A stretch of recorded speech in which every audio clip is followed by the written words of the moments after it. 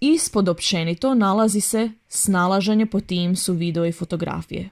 Ovdje se već nalaze nekakvi videi, prezentacije, fotografije o tome kako se snalaziti po Teamsu. Znači, ako vam nešto ne bude jasno, uvijek se možete vratiti na taj kanal snalaženje po Teamsu i podsjetiti se kako što funkcionira, gdje se što nalazi i kako predati vaš zadatak. Ovaj video će se također nalaziti ovdje pod snalaženje po Teamsu, video i fotografije.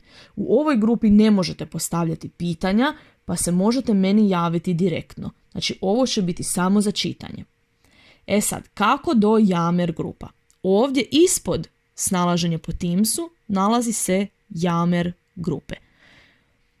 Znači, kako doći do vaših Yammer grupa? Ovdje se nalaze linkovi. Bitno je da uđete pod Yammer grupe kanal i pronađete svoj razred. Recimo 5B, 6B, 7B, svejedno. Trenutno se ovdje nalazi samo za 5, no u vašem timu će se nalaziti za 6 razrede. U 7. timu će se nalaziti za 7 razrede i tako. Znači, ok, ja sad želim ići na Yammer.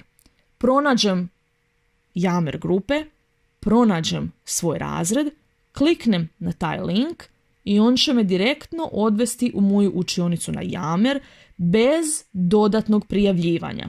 Jer ste svi već prijavljeni u Office. Znači, ne morate ponovno ispisivati prijave i tako. Samo, znači, kliknete i on će vas odvesti direktno u vašu učionicu. Lako se vratite na Teams.